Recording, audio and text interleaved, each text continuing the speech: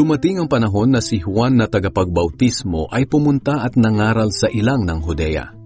Ito ang kanyang sinasabi, "Magsisi na kayo sa inyong mga kasalanan, dahil malapit na ang paghahari ng Diyos."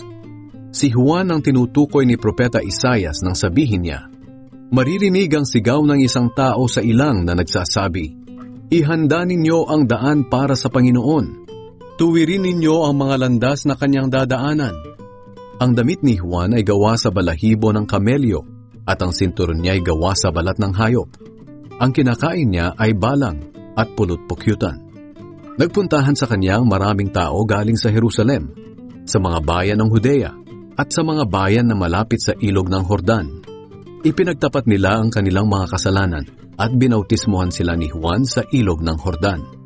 Pero nang makita ni Juan na maraming Pariseo at Saduceo ang pumupunta para magpabautismo, sinabi niya sa kanila, "Kayong lahi ng mga ahas, sino ang nagsabi sa inyo na makakaiwas kayo sa darating na parusa ng Diyos?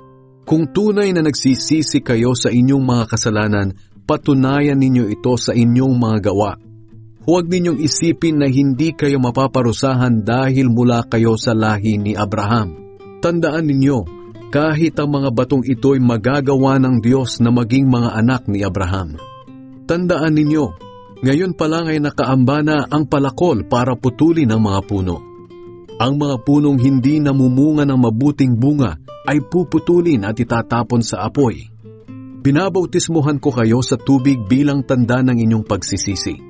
Ngunit may isang darating na kasunod ko, mas makapangyarihan siya kaysa sa akin.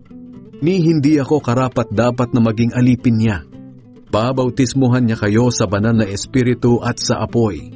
Tulad siya ng isang taong nagtatahip upang ihiwalay ang ipa sa butil. Ilalagay niya ang mga butil sa bodega, at ang ipa ay susunugin niya sa apoy na hindi mamamatay kailanman.